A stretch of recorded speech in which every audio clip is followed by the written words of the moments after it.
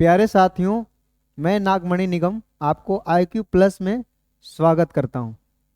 मैंने आपको वीडियो में पिछले वीडियो में जहां से छोड़ा था, जिस क्वेश्चन से आपको छोड़ा था, जस्ट उसके आगे से अभी मैं बताने वाला हूं आपको।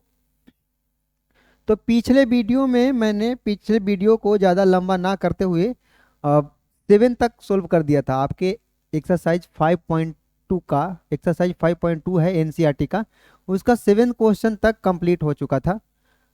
क्वेश्चन नंबर 8 से आगे के सारे क्वेश्चन इस वीडियो में हम लोग देखेंगे। अब कुछ स्टूडेंट ऐसे हैं जिन्होंने बताया कि ये 5 क्वेश्चन थे तो पांचों के पांचों का सॉल्यूशन करवाया जाए, जबकि मैंने क्या किया था कि इसमें जो हार्ड क्वेश्चन थे उसको मैं बता दिया था और कुछ कुछ क्वेश्चन को मैं हिंट भी दे दिया था और उसे आपको खुद सोल्व करना था, जो बहुत सारे ने किया, आप लोग भी किए होंगे। पर कुछ कुछ बता रहे थे जो सर सारा के सारा क्वेश्चंस को सोल्व कीजिए, तो मैं उन्हें बताना चाहता हूँ कि कुछ क्वेश्चंस ऐसे हैं जो आप खुद कर सकते हैं। आप क्या कीजिए, आप अपना लेवल को थोड़ा सा आप इंक्रीज कीजिए। देखिए, दो तरीकों से पढ़ा जा सकता है।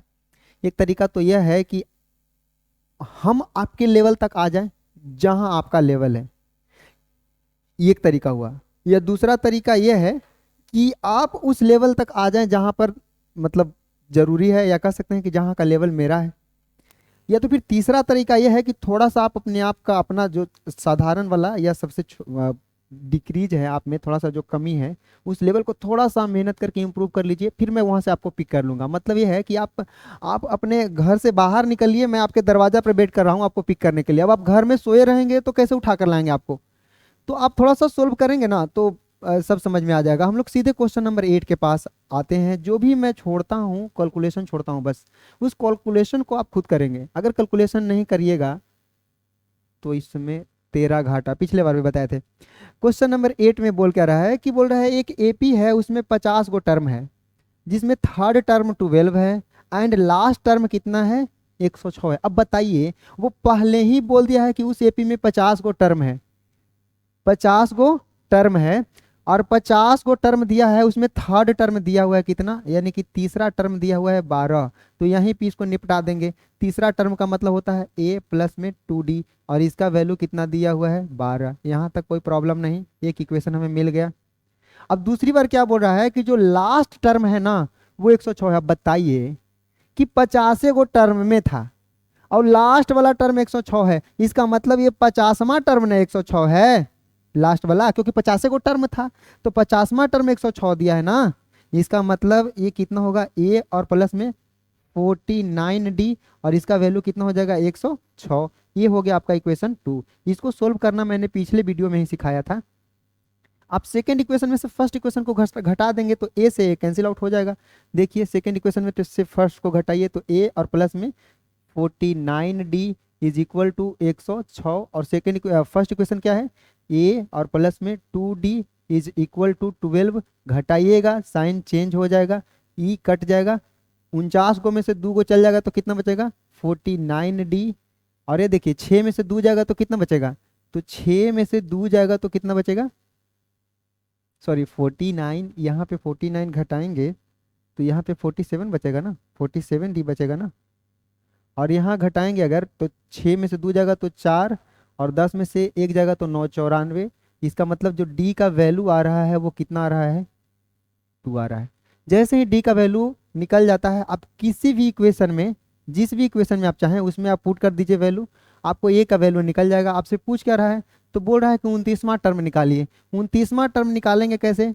T29 का वैल्यू क्या होगा? तो T29 का वैल्यू होगा ए और प्लस में 28d।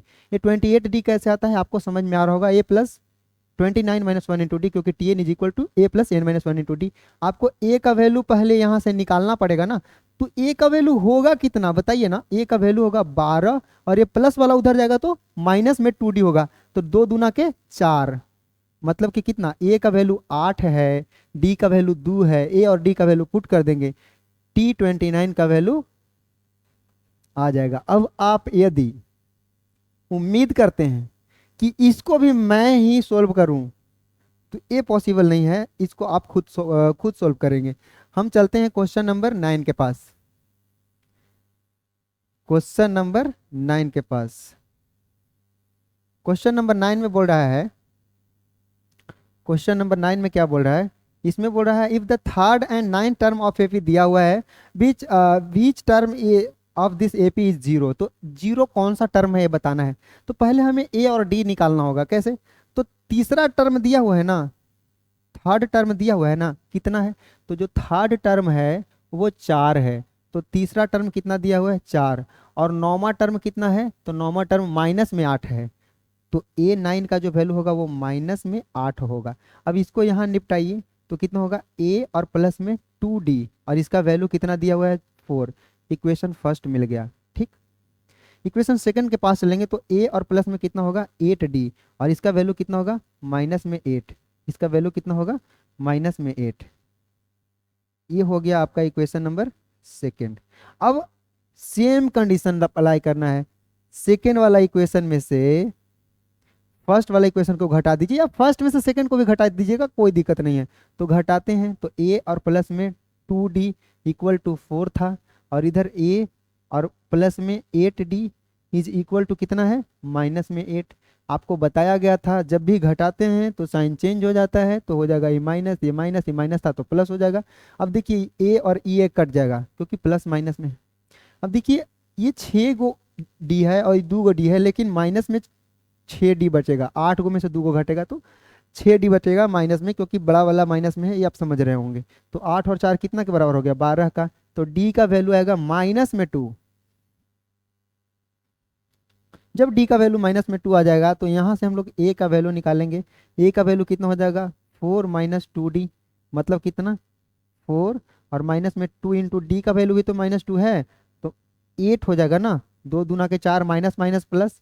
अब देखिए आपको A का वैल्यू पता है कितना 8, D का वैल्यू भी पता है कितना माइनस में 2, और आपको बोल रहा है कि कौन सा टर्म जीरो होगा। इसका मतलब Tn का वैल्यू भी आपको पता है, और पूछ क्या रहा है n का वैल्यू, कौन सा टर्म, तीसरा टर्म, चौथा टर्म, पांचवा टर्म। तो हमें n निकालना है, बस फॉर्मूला पुट कर देना है, Tn is equal to a plus n minus 1 और इंटू में d। Tn का वैल्यू 0 पुट कर देंगे तो 0 इज इक्वल टू a का वैल्यू कितना है, तो a का वैल्यू है 8 प्लस में n माइनस 1, यही तो निकालना है। अगर ये दिया होता तो हम लोग भटक नहीं रहे होते ना। d का वैल्यू कितना है माइनस में 2, सोल्व कर दीजिए, प्लस वाला इधर आएगा तो माइनस में 8, ये गुणा वाला इधर आएगा तो माइनस में 2, गुणा में हो जाएगा, बराबर हो जाएगा n माइनस 1 का। ये 4 बार में कटेगा, माइनस वाला एक उधर जाएगा तो n का वैल्यू फाइनली 5 आ रहा होगा। इसका मतलब जो पांचवा टर्म होगा इस एपी का, इस एपी का जो पांचवा टर्म होगा वो कितना होगा 0 होगा। इसमें कोई दिक्कत नहीं हो रहा होगा आपको। अब चलते हैं हम लोग नेक्स्ट सवाल के पास। नेक्स्ट क्वेश्चन क्या है, तो नेक्स्ट क्वेश्चन आपकी है क्वेश्चन नंबर 10।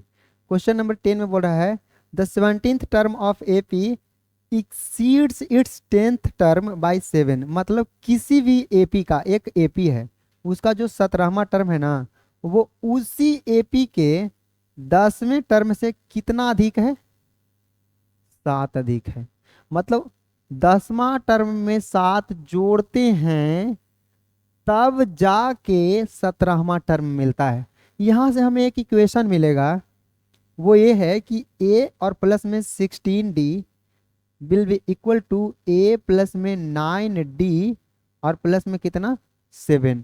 यहाँ तक तो कोई दिक्कत होना नहीं चाहिए। देखिए a इधर भी कट जाएगा सेम साइन होने की वजह से।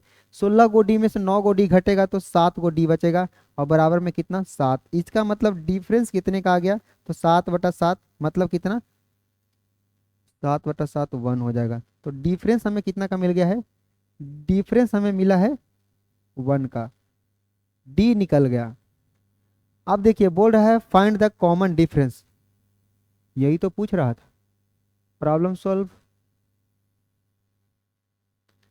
आपसे पूछ रहा है अगला क्वेश्चन में, which term of AP will be 132 more than 54th term. देखिए ये क्वेश्चन भी सब के सब सेम है, थोड़ा सा लैंग्वेज अलग कर दिया है।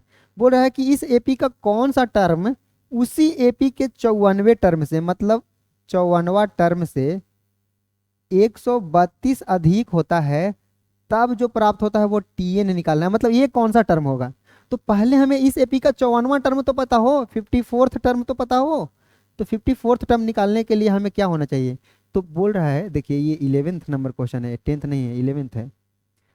तो इसमें हमें ए का वैल्यू दिया हुआ है कितना, 3 दिया हुआ है, और प्लस में कितना होता है 53D, यही ना होता है, इक्वल टू 132।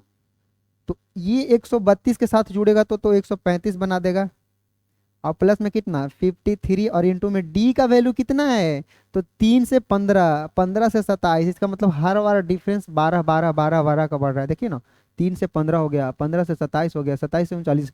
इसका मतलब हर एक बार डिफरेंस 12 12 12। तो डी का वैल्यू पुट कर देंगे 12। इसका मतलब कितना हो जाएगा 135, और प्लस में 3 दूना 12 तिया के 36, और 12 पचे 60, और 3 63, इतना होगा। इसको जोड़िएगा तो 6 और 5 11, 3 3 6 और 1 7, 6 और 1 7, 771 हो गया टीएन। इसका मतलब यदि टीएन 771 दिया हुआ है, और ए का वैल्यू तो पहले से ही दिया हुआ था 3, और डिफरेंस तो पहले से ही दिया हुआ था 12, और टीएन अब निकल ही गया, कितना निकला है 771। तो आपसे पूछ रहा है कि एन का वैल्यू कितना होगा। याद कीजिए, सबसे पहला क्वेश्चन इस एक्सरसाइज का ऐसा ही था, जिसमें कोई 4 गो में से 3 गो दिया हुआ रहता था, ये गो बताना रहता था। इसको बनाएंगे कैसे? तो बनाएंगे इस फॉर्मूला पर, T N is equal to A plus N minus 1 into में डी। इस फॉर्मूला पर जो दिया हुआ है उसको पुट कर देंगे, और जो नहीं दिया हुआ है उसको छोड़ देंगे, वैल्यू निकल जाएगा। अगर आप ये पूछते हैं कि इसको भी आप ही सोल्व कर दीजिए, तो मैं आपको बता दूं, आप वो बात क्यों पूछते हैं जो बताने के काबिल नहीं है। ये बात बताने के काबिल नहीं है, इसलिए ये आप मत पूछिए।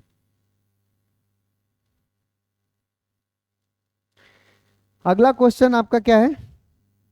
अगला क्वेश्चन में दे रखा है कि 2 AP है, बहुत बढ़िया क्वेश्चन है। इसमें स्टूडेंट फंसते हैं, ध्यान से समझिए। इसमें स्टूडेंट नहीं, अब बड़े बड़े स्टूडेंट भी फंस जाते हैं, इसलिए आप भी ध्यान से देखिए। मतलब समझ रहे हैं ना? तो 2 AP है, 2 अलग अलग एपी है, और उस एपी में क्या बोल रहा है कि उसके दोनों एपी का जो 100वां टर्म है ना, उसका डिफरेंस 100 है।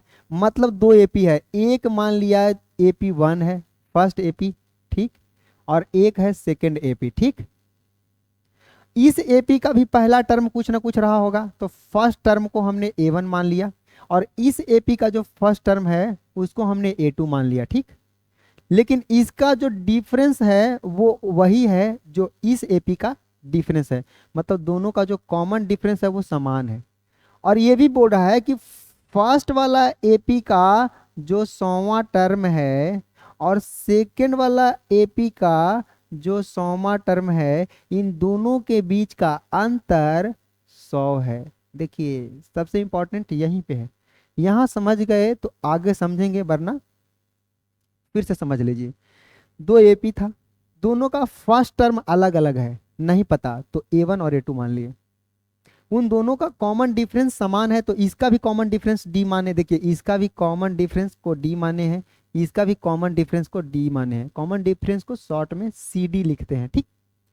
अब बोला क्या है कि फर्स्ट वाला एपी का 100वां टर्म और सेकेंड वाला एपी का 100वां टर्म का अंतर, अंतर का मतलब होता है घटाव, डिफरेंस।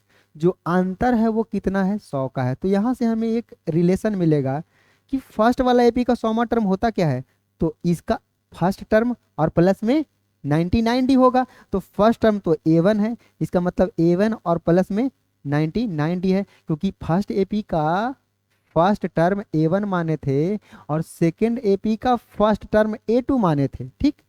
और दूसरी तरफ इसको देखें तो इसका फर्स्ट टर्म क्या होगा, A2, और प्लस में कितना होगा 99D इज इक्वल टू 100। अब देखिए यहाँ से जब आप सोल्व कर रहे होंगे तो यहाँ आएगा A1 और प्लस में 99D और माइनस में यहाँ क्या हो जाएगा A2, और माइनस में 99D will be equal to 100। इससे हमें फ़ायदा क्या होगा? तो फ़ायदा ये होगा कि ये वाला माइनस में ये वाला प्लस में कट जाएगा। तो ये एक रिलेशन हमें मिल गया। वो रिलेशन ये है कि जो A1 और A2 का डिफरेंस है वो 100 आ गया। ठीक है, मतलब वो जो दोनों AP है ना अलग अलग, उन दोनों के फर्स्ट टर्म के बीच का डिफरेंस 100 आया है। और हमसे पूछ रहा है कि इसका 1000वां टर्म का डिफरेंस क्या होगा। हमसे पूछ क्या रहा है कि इसी AP का 1000वां टर्म का डिफरेंस क्या होगा। तो इसी AP का अगर हम लोग 1000वां टर्म का डिफरेंस निकाल लें तो क्या निकालना पड़ेगा? इस AP का फर्स्ट वाला AP का 1000वां टर्म और सेकंड वाला AP का भी 1000वां टर्म, यही ना निकालना पड़ेगा। और उसका अंतर पूछ रहा है, तो इसमें क्या होगा? इसका भी फर्स्ट टर्म लेंगे तो A1 और प्लस में 999D। बोले थे जितनावा टर्म निकाल रहे हैं उससे एक कम D लीजिए, और माइनस में क्या हो जाएगा A2, और प्लस वाला माइनस में चल जाएगा तो 999D। फिर से कट गया और आ गया कितना आपका A1 और माइनस में A2, जो कि पहले से ही बराबर था कितना के? 100 के। इसका मतलब समझिए, इसका मतलब समझिए, इसका मतलब ये हुआ कि इसका मतलब ये हुआ कि यदि दो AP दिया हुआ है, यदि दो AP दिया हुआ है और उन दोनों AP का कॉमन डिफरेंस बराबर है, तो जितना उसके फर्स्ट टर्म के बीच का डिफरेंस होगा वही डिफरेंस हर एक जगह पर रहेगा। हर एक जगह पर वही डिफरेंस रहेगा, चाहे 100वां लें या 1000वां लें या 1,00,000वां लें। बस शर्त इतना है कि अगर आप इस AP का 100वां टर्म ले रहे हैं तो इस AP का भी 100वां टर्म से ही कंपेयर कीजिए। अगर आप इस AP का 45वां टर्म ले रहे हैं तो उस AP का भी 45वां टर्म ही लीजिएगा, तो उतना ही डिफरेंस आएगा जितना इन दोनों के फर्स्ट टर्म के बीच का डिफरेंस था। ऐसा नहीं कि इस AP का 45वां टर्म और उस AP के 60वां टर्म से कंपेयर कीजिएगा तो बराबर आएगा, ऐसा नहीं होगा। मतलब सेम टर्म से अगर कंपेयर करेंगे तो डिफरेंस उतना ही आएगा जितना कि फर्स्ट टर्म के बीच का डिफरेंस था। लेकिन कब? जब दोनों AP का कॉमन डिफरेंस बराबर होगा। अब कोई प्रॉब्लम यदि आपको प्रॉब्लम कर दे तो उस प्रॉब्लम को प्रॉब्लम में डाल देंगे। ये जो है हमारा वादा है आपसे। किसी प्रॉब्लम की इतनी औकात कहाँ है जो आपको प्रॉब्लम में डाल दे? समझ रहे हैं ना? क्वेश्चन नंबर 13 के पास देखेंगे। कोई प्रॉब्लम हमसे बड़ा प्रॉब्लम थोड़ी है, सबसे बड़ा प्रॉब्लम हम है। उसको आपके पास आने से पहले इससे गुजरना पड़ेगा। समझ रहे हैं? आपके पास कैसे आ जाएगा? बात करते हैं, मतलब मजाक थोड़ी है। क्वेश्चन नंबर 13 देखिए। खाली आप समझते जाइए, याद करवाने की चिंता और समझने की चिंता हम पर छोड़ दीजिए। आप खाली देखिए बढ़िया से। 13 नंबर क्वेश्चन देखिए। 13 नंबर क्वेश्चन आप देखिए, दिख रहा है? 13 नंबर क्वेश्चन कोई दिक्कत नहीं ना? 13 नंबर क्वेश्चन, क्वेश्चन नंबर 13 अब दिख रहा होगा थोड़ा सा। क्वेश्चन नंबर 13 में बोल रहा है how many 3 digits number are divisible by 7। बहुत आसान क्वेश्चन, बहुत आसान क्वेश्चन। अब देखिए, how many 3 digits number, how many 3 digits number are divisible by 7। देखिए ये आपका क्वेश्चन। आप अगर क्वेश्चन बढ़िया से मान लिया नहीं भी दिखता हो ना, तो आप अपना बुक निकाल कर रखिए। NCERT का क्वेश्चन करवा रहे हैं, और जो भी क्वेश्चन है उसको एक बार हम बोल भी तो रहे हैं ना, सुन लीजिए, समझ में आ जाएगा। और नहीं तो आप अपना क्वेश्चन निकाल कर रखिए अपना बुक में के। बोल रहा है कि how many 3 digits number are divisible by 7। अब सबसे पहले हमें ये देखना है कि 3 डिजिट का पहला कौन सा नंबर है जो 7 से डिविजिबल है। तो सबसे पहले तो ये जानना है कि 3 डिजिट का सबसे पहला नंबर है कौन। तो 3 डिजिट का सबसे पहला नंबर होता है 100, क्योंकि 100 से पहले जो 99 तक होता है वो 2 ही डिजिट में रहता है। 100 आता है तब ना शतक लगता है विराट कोहली का। तो ये जो है सबसे पहला 100 है, लेकिन 100 तो 7 से डिविजिबल है नहीं। तो ऐसा कौन सी संख्या है जो 7 से डिविजिबल है सबसे पहली बार 3 डिजिट का? तो सबसे पहली बार 3 डिजिट का 105 होता है जो डिविजिबल। इसको आप निकालने का तरीका है कि इसमें आप 7 से डिवाइड कर दीजिए, जो शेषफल बच रहा है उसको घटा के इसमें जोड़ दीजिए तो आपको निकल जाता है। बेसिक था। तो हम समझते हैं सबसे पहली संख्या होता है 105, उसके बाद वाला संख्या 7 अधिक होगा, मतलब 112 होगा। उसके बाद वाला फिर से 7 अधिक होगा, तो 112 और 7 119 होगा। इस प्रकार से साथ साथ बढ़ता जाएगा।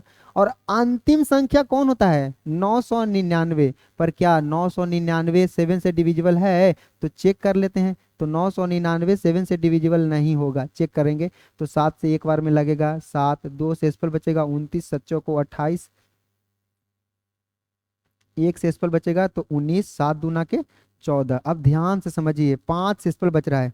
अब 5 शेषफल बच रहा है तो इसको डिविजिबल बनाने का दो तरीका है। या तो 2 जोड़ दीजिए, लेकिन अगर एक भी जोड़ दिए तो ये 3 डिजिट का नहीं रहेगा, एकदम किनारा पर पहुंचा हुआ है। यहां से एक स्टेप आगे और 3 डिजिट से हाथ धो लीजिएगा, 4 डिजिट में चल जाएगा। मतलब हम जोड़ने की तो सोच भी नहीं सकते यहाँ पे। हम जब भी सोचेंगे तो घटाने की सोचेंगे इस कंडीशन में। जैसे कि पिछले बार ध्यान से समझिएगा, तो जब 99 लिए 100 लिए थे सबसे पहली संख्या, तो इसमें भी अगर आप 7 से डिवाइड किए होंगे ना, तो 14 बार में कटा होगा और शेषफल के रूप में 2 आया होगा। तो इसमें भी दो ऑप्शन है, या तो 2 घटा दीजिए तो 7 से डिविजिबल मिल जाएगा, या तो फिर 5 जोड़िए। तो अगर आप 2 घटा देते तब तो ये 3 डिजिट का बनता ही नहीं। तो इस कंडीशन में हमको जोड़ना पड़ेगा, लेकिन इस कंडीशन में हमको घटाना पड़ेगा। समझ रहे हैं ना? क्योंकि इसके पीछे नहीं जा सकते, उसके आगे नहीं जा सकते, 3 डिजिट तक हमें सीमित रहना।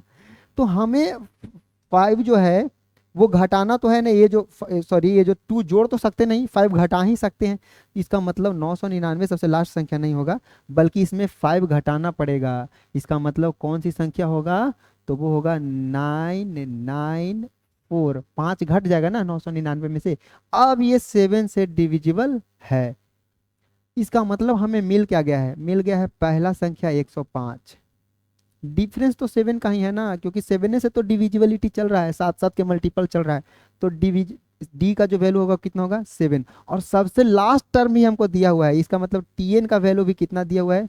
994। और आपसे पूछ रहा है क्या कि कितने संख्या हैं। कितने संख्या निकालने के लिए एन निकालेंगे। याद कीजिए सबसे पहला क्वेश्चन कि 4 में से कोई भी 3 दिया हुआ है तो चौथा निकाल सकते हैं। इसका मतलब T N is equal to A plus N minus 1 into में डी। टी एन का वैल्यू पुट कर देंगे 994 इज इक्वल टू ए का वैल्यू कितना है? 105 और प्लस में एन माइनस 1, डिफरेंस कितना है? 7। एन का वैल्यू नहीं पता, एन को एन ही छोड़ देंगे। अब देखिए ये घटेगा तो कितना होगा? 994। ये आएगा तो माइनस में 105 हो जाएगा, और ये गुणा वाला इधर आएगा तो भागा में 7 हो जाएगा। और ये वैल्यू किसका निकलेगा? n माइनस 1 का। अब इसको काटेंगे, पहले घटाएंगे फिर 7 से भाग देंगे, और वह जो वैल्यू आएगा वो n माइनस 1 का वैल्यू आएगा। ये माइनस वाला 1 उधर जाकर जुड़ जाएगा, तो total number of 3 digit number निकलेगा जो 7 से डिविजिबल होगा। समझ में आया? तो ये था क्वेश्चन नंबर 13। चलते हैं क्वेश्चन नंबर 14 के पास। सेम क्वेश्चन है, पूछने का तरीका अलग। इसमें बोल रहा है क्वेश्चन नंबर 14 में, how many multiples of 4 lie between 10 two. वही बात है, 10 से लेकर 250 के बीच में कौन कौन सी ऐसी संख्या हैं जो 4 से डिविजिबल है। मल्टीपल्स का मतलब वही होता है जो डिविजिबल, मल्टीपल्स मतलब पहाड़ा, टेबल नहीं बोलते हैं उसको, पहाड़ा। मल्टीपल्स मतलब 4 का मल्टीपल, 4 दूना 8, 4 तिया 12, 4 चौको 16, इसी प्रकार का। तो 10 से लेके 250 के बीच में, तो अगर हम 10 से चलना शुरू करें और 250 तक जाना है, तो 10 तो 4 का डिविजिबल है नहीं 4 से। तो सबसे पहला जो 10 से अगला संख्या जो 4 से डिविजिबल वो है 12, फिर होगा 16, फिर होगा 20, और इसी प्रकार से अगर जाएं तो 250 भी 4 से डिविजिबल नहीं है। तो 4 से डिवाइड करेंगे तो 2 शेषफल बचेगा, तो या तो 2 जोड़िए या 2 पीछे आइए, क्योंकि 4 से डिविजिबल होना है। तो आगे नहीं बढ़ना है क्योंकि 250 तक बोला है, तो पीछे ही आ सकते हैं ना। तो कितना हो जाएगा? 248। अब आपको सब दिख रहा होगा कि ए का वैल्यू दिया हुआ है 12, डिफरेंस दिया हुआ है 4 का, और लास्ट वाला टर्म कितना दिया हुआ है? तो वो है 248 का। इसमें भी सेम फॉर्मूला लगाना है, T N is equal to A plus N minus 1 और इनटू में डी। प्रॉब्लम हो जाएगा सॉल्व। अब आपका क्वेश्चन नंबर 15 के पास चलते हैं, इसमें कोई दिक्कत नहीं होना चाहिए। Question number 15, question number 15। Question number 15 में क्या बोल रहा है? क्वेश्चन नंबर 15 में बोल रहा है आपसे कि for what value of N the nth term of 2 APs इतना एंड इतना रिक्वायर, इसमें एन का वैल्यू पुट कर देना है। देखिए दो एपी दिया है, एक एपी है 63, 65 और कितना है 67, इस प्रकार से है। और दूसरा एपी कितना दिया हुआ है 3, 10 और कितना दिया हुआ है 17, और इस प्रकार से जा रहा है। अब बोल रहा है कि इन दोनों में एन का वैल्यू इक्वल लेना है, दोनों में एन का वैल्यू क्या लेना है, इक्वल लेना है। तो इसमें हमें ए और डी तो दिख रहा है ना, इसमें डी का वैल्यू 2 है और ए का वैल्यू कितना है 63 है, और इसमें ए का वैल्यू कितना है 3 है, और डी का वैल्यू देखिए 3 से 10 हो गया, 10 से 17 हो गया, मतलब डिफरेंस 7 का है। डिफरेंस कितने का है 7 का है।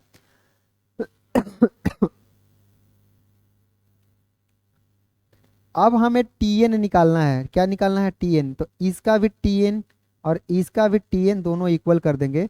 तो इसका टीएन क्या होगा, इसका टीएन होगा ए प्लस, पर इसका ए तो अलग है ना, इसका तो ए अलग है ना, ध्यान से समझिए, इसका इसका तो ए अलग, फिर से इसका तो ए अलग है ना, ध्यान से देखिए, इसका तो ए अलग है ना टीएन में। तो ए का वैल्यू कितना हो जाएगा 63 और प्लस में एन माइनस 1 और इंटू में डी, डिफरेंस कितने का होगा 2 का। इसका टीएन में ए अलग है, दोनों का ए अलग है, तो ए का वैल्यू इसमें पुट कर देंगे 3, पर एन दोनों में सेम ही लेना है, दोनों का नंबर ऑफ टर्म क्या लेना है सेम, क्योंकि बोला कि ऐसा कौन सा एन का वैल्यू है जिससे दोनों का nth टर्म बराबर हो जाए। तो इसमें भी एन का वैल्यू एन लिए थे, इसमें भी एन का वैल्यू एन ही लेंगे, लेकिन डिफरेंस तो जो दिया है वो लेंगे ना। तो इसमें डिफरेंस कितना लेंगे, इसमें हम लोग डिफरेंस लेंगे कितने का 7 का। तो देखिए यहाँ से आपका प्रॉब्लम, ये 63 था तो 63 और माइनस में 3 होगा, और बराबर में ये इधर कितना था, इधर था 7n माइनस में 7, ठीक, और ये 2n जाएगा तो माइनस में 2n बनाएगा, ये माइनस वाला जाएगा तो उधर प्लस में 2 बनाएगा। इसको आपको समझना होगा, समझ रहे हैं। अब इसको समझेंगे तो 63 में से 3 घटेगा तो 60 आएगा, देखिए ध्यान से, तो कितना आएगा 60 आएगा, लेकिन इधर से माइनस वाला 7 और प्लस वाला 2 मिलकर माइनस में 5 आएगा, जो कि इधर आके प्लस में 5 बना देगा। और बराबर देखिए 7 गो एन में से 2 गो एन घटेगा तो कितना बचेगा 5 गो एन, तो 5 गो एन का वैल्यू कितना है 13, 65 है, तो 5n का वैल्यू 65 है, तो n का वैल्यू कितना हो जाएगा 65/5 बराबर कितना 13। इसका मतलब 13वां टर्म होगा, इस एपी का जो 13th टर्म होगा 13वां टर्म होगा वो क्या होगा इक्वल होगा। कोई दिक्कत। अब बोर्ड है 16th नंबर क्वेश्चन को देखते हैं, बहुत आसान आसान क्वेश्चन है, थोड़ा थोड़ा कंफ्यूज करता है, ज़्यादा कंफ्यूज करता नहीं है। आप अगर ध्यान से देखेंगे तो आपको लगेगा गुरुजी तो बेफालतू में बता रहे हैं, हम खुद ही बना लेते हैं, समझ रहे हैं ना। क्वेश्चन नंबर 16 में देखते हैं, बोल रहा है determine the AP whose third term is 16, मतलब तीसरा टर्म कितना है। देखिए क्वेश्चन बनाने का तरीका समझिए, जैसे ही आप पढ़ रहे हैं ना तो जो इंपॉर्टेंट चीज मिलता तुरंत लिख दीजिए। तो हमें दिख गया कि थर्ड टर्म 16 दिया हुआ है, थर्ड टर्म को रिप्रेजेंट कैसे करेंगे ए3 से, ए3 का वैल्यू कितना है 16, कुछ पोस्टमार्टम कर दीजिए। तो थर्ड टर्म को क्या करेंगे a प्लस 2d के रूप में तोड़ देंगे, इज इक्वल टू 16। यहाँ से हमें एक इक्वेशन मिल गया, इतना सा पढ़ें और इतना सारा जानकारी इकट्ठा कर दिए, समझ लीजिए। आगे क्या बोल रहा है, एंड सेवेंथ टर्म एक्सीड्स, मतलब जो 7वां टर्म है लिख लीजिए काम देगा, यानी कि जो 7th टर्म है एक्सीड्स कितना से, उसके 5वां टर्म से, मतलब उसके 5th टर्म से, बाई कितना 12, मतलब जो उस एपी का 7वां टर्म है वो उसी एपी के 5वें टर्म से कितना अधिक है 12 अधिक है। तो 7वां टर्म क्या होगा a प्लस में 6d is equal to a plus में 4d, और a प्लस में 12 तो साथ साथ चलेगा ना। अब देखिए a इधर भी कट जाएगा, 6 गो डी उधर प्लस में 4 गो डी इधर आएगा तो इसको 2d बना देगा, घटा देगा, और बराबर में कितना के 12 के। इसका मतलब हमें डिफरेंस तो पता चल गया 12/2 कितना 6। जब डिफरेंस पता चल गया तो आप ए नहीं पता चला लीजिएगा इस इक्वेशन में पुट करके, तो यहाँ से ए का वैल्यू कितना निकलेगा, ए का वैल्यू निकलेगा 16 माइनस 2d, मतलब 16 माइनस डी का वैल्यू कितना 6, तो 6 दूना 12, यानी कि 16 माइनस 12 बराबर कितना 4। इसका मतलब ए का वैल्यू कितना निकल गया 4, डी का वैल्यू कितना निकल गया 6। अब ध्यान से समझिए, डी का वैल्यू कितना निकल गया 6। तो पूछ क्या रहा है, डिटरमाइन द एपी, मतलब आपको एपी निकालने बोल रहा है। तो एपी निकालेंगे कैसे, तो एपी में सबसे पहले पहला टर्म लिख दीजिए 4, उसके बाद डी डी डी जोड़ते जाइए। तो 4 में 6 जोड़ेंगे तो 10, फिर 6 जोड़ेंगे तो 16, फिर 6 जोड़ेंगे तो 22, फिर 6 जोड़ेंगे, इस प्रकार से जोड़ते जोड़ते एपी निकल गया। बहुत आसान क्वेश्चन था। अब चलते हैं क्वेश्चन नंबर 17 के पास। इसमें 2-3 क्वेश्चंस और हैं, उसको सॉल्व करेंगे तो आपका एक्सरसाइज 5.2 खत्म हो जाएगा। उसके बाद 2 एक्सरसाइज और बताएंगे जो कि बहुत ही आसान